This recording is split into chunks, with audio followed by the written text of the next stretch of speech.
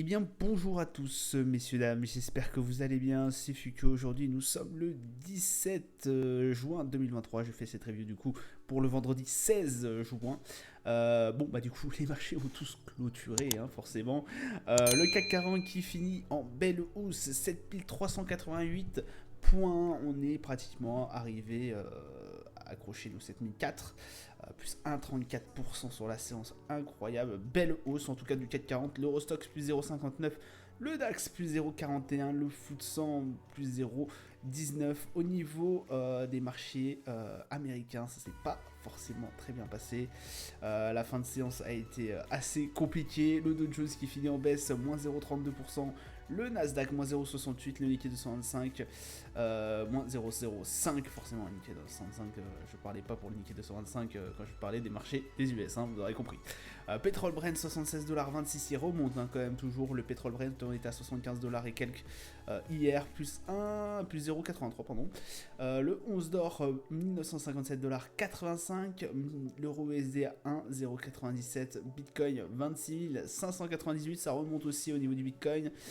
Palmarès USRD, Poxel qui fait plus 11,33, Ginseng Global plus 11,17 et Orpea plus 6,11 au niveau des plus fortes baisses. On a Casino Guichard moins 3,72, Clara Nova moins 6,77 et Rally moins 7,22. Alors, sur la séance de vendredi, qu'est-ce qui s'est passé? On a eu un espoir de mesure, de soutien de la Chine. On sait que la Chine est en très très très grande difficulté économique, c'est catastrophique. Hein. Franchement, les chiffres parlent d'eux-mêmes. Vous en avez eu, alors je ne me rappelle plus qui c'était quoi qui était sorti. Je sais que l'exportation est en, est en berne. Tout ce qui est PMI, c'était en berne aussi. Alors je me rappelle plus l'indicateur qui était sorti cette semaine, qui nous avait aussi un peu alerté.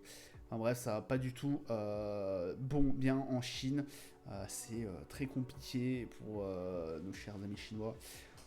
Donc voilà, c'est ce qui a aussi cette mesure de soutien pour la Chine. J'ai envie de vous dire pour l'industrie et pour l'économie chinoise est la bienvenue. Après, on a eu aussi l'espoir que les taux s'achèvent bientôt au niveau de la Fed. Au niveau de la Fed, hein, attention. Au niveau de la Fed, je vous rappelle le discours de Jérôme Powell. Oui, il y aura des hausses des taux, mais ce sera sur, je crois que ça sera deux tournevis en fait. Deux tournevis de 25 points de base. Bon voilà, et puis après on laissera tranquille. Enfin, pense. Les investisseurs pensent que ça, on laissera tranquille. On verra par la suite si ces investisseurs, si les analystes ont raison ou non, ou si Jérôme Powell en fait a décidé réellement de faire deux tours de vis en plus et après laisser comme ça. Ce qui n'est loin le cas de la BCE. La BCE, je vous rappelle qu'avec Christine Lagarde qui nous chante que l'inflation sous-jacente est encore très très forte. Voilà, c'est un peu des conneries, j'ai envie de vous dire. Enfin, des conneries oui et non, mais pour moi ce n'est pas forcément vrai. L'inflation est en descente au niveau européen. Je pense qu'on a pour l'instant, alors l'euro USD est en train de remonter, l'euro face au dollar est en train de remonter. Il a bien remonté de toute façon depuis les plus bas. On a aussi, bon voilà, pas les mêmes critères. Je sais qu'il y aura toujours de l'inflation, tant qu'il y aura une guerre, il y aura forcément un peu d'inflation qui restera, surtout quand on est en Europe. Hein, donc voilà. Je sais aussi que, bon voilà, ça sert à rien de serrer trop fort la vis au niveau de la BCE, de relever encore les taux, puisque effectivement on a vu ce que ça a créé, hein, on a vu que là il y avait quelques banques déjà qui avaient fait faillite, et non des moindres, Donc écoutez, restons quand même assez prudents. Oui d'accord, l'inflation reste quand même grossièrement assez élevée. Alors au niveau européen, oui. Au niveau américain, on commence à arriver sur des taux, bon, peut-être pas non plus acceptables, mais des taux, si vous voulez, qu'on n'avait pas vu depuis 2 ans. Hein, donc voilà, ça en dit long. Donc écoutez, pour l'Europe en tout cas, là on est toujours bien trop. Après, c'est vrai que les États-Unis avaient monté les taux bien plus fort qu'auparavant. Hein. Enfin, ils ont monté les taux bien plus fort que nous, pardon, bien plus fort que nous et bien plus tôt que nous. La BCE a été beaucoup plus clémente sur la hausse des taux. Bon, écoutez, voilà, on va rester dans ce moule un peu de la BCE va remonter les taux. Mais voilà, restons quand même assez prudents. On n'est pas à l'abri d'avoir en fait Jérôme Powell qui nous sort que ce sera pas 2 coups de vis mais 3 coups de vis. Donc à voir par la suite. En tout cas, ça a assez bien marqué les marchés européens. Cette annonce que Jérôme Powell arrêterait sûrement les taux bientôt, la hausse des taux bientôt. Voilà. Calendrier d'annonce économique. Bon, hier, on a eu la BOJ, du coup, la décision des taux d'intérêt de la BOJ.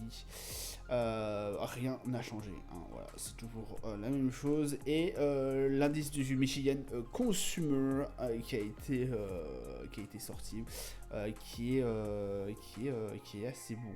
Qui est assez bon, qui est même très très bon, pardon, j'avais pas vu, je me demandais pourquoi il y avait 1,4, non. Il est très très bon par rapport à ce qui était donné par le consensus. Donc écoutez, on a eu 63,9 au lieu de 60, donc c'est très très bien. Donc voilà.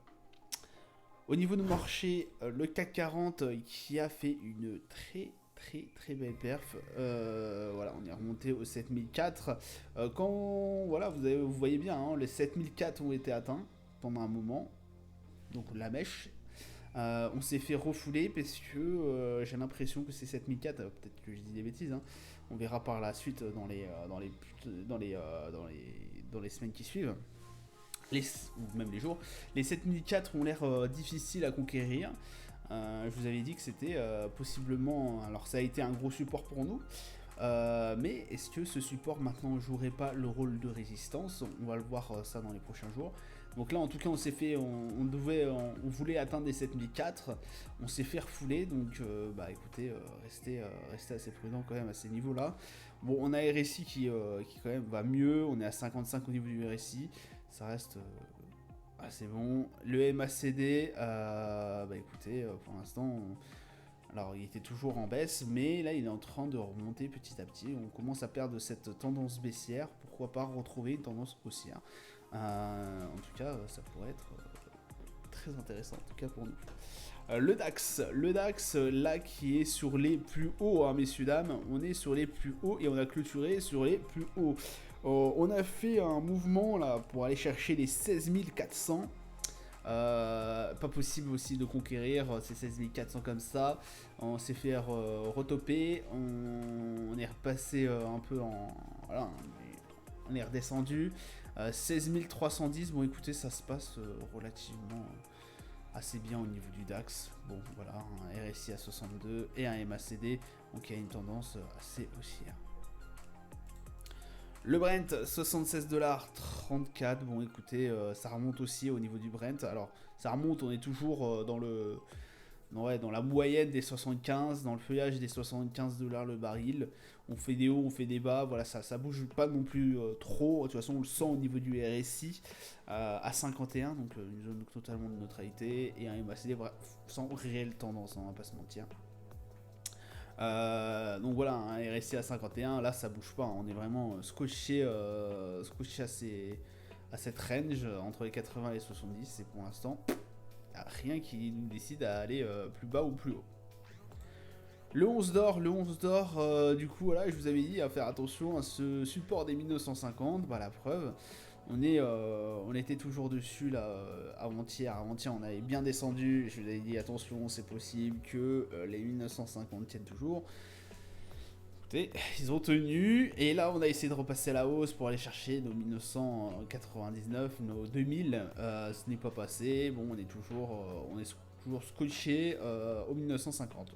Donc écoutez, pour l'instant pas grand chose, le RSI à 47, donc on est assez proche quand même de la zone de neutralité, et à MACD voilà, sans grande tendance. Bon, le S&P qui respire un peu, mais pas non plus de folie quoi. Hein. Comment ça se fait que la barre s'est encore barrée? Je ne sais pas. Veuillez m'en excuser. Hop là.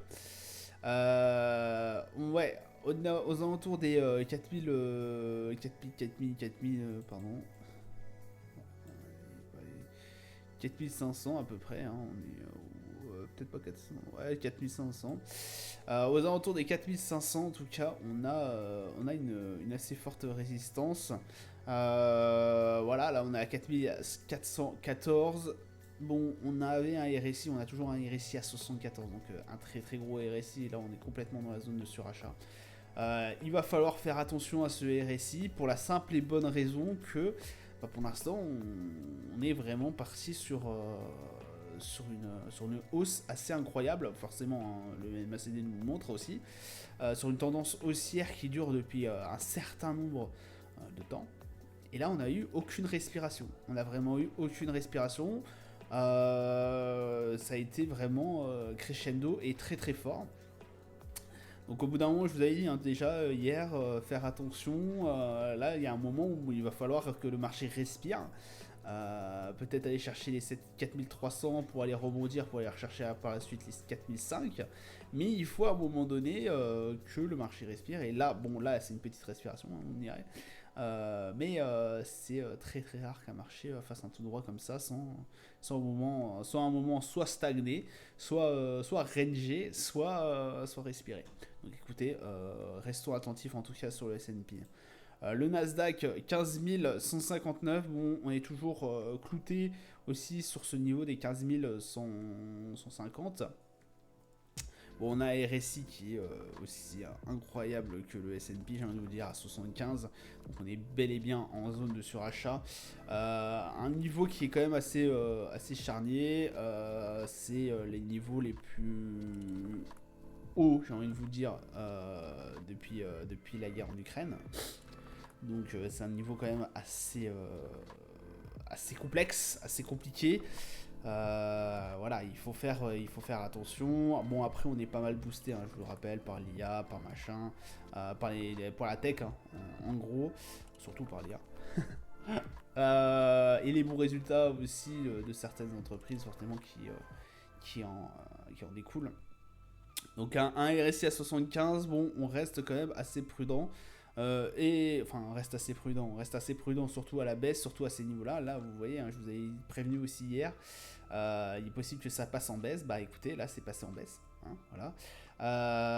Après, il est possible que ça respire encore plus. Bon, il est possible aussi que ça reparte à la hausse, mais au bout d'un moment, il faut comme là, une belle respiration avant de reprogresser. Voilà, là on a eu un petit moment de respiration. Alors un petit moment, voilà, hein, on se comprend. Là aussi, ça serait bien qu'on aille chercher, ouais, pourquoi pas, pendant un moment, les 14 780 pour respirer un peu et pour aller chercher bien plus haut par la suite. En tout cas, un RSI très très très bon dans la journée.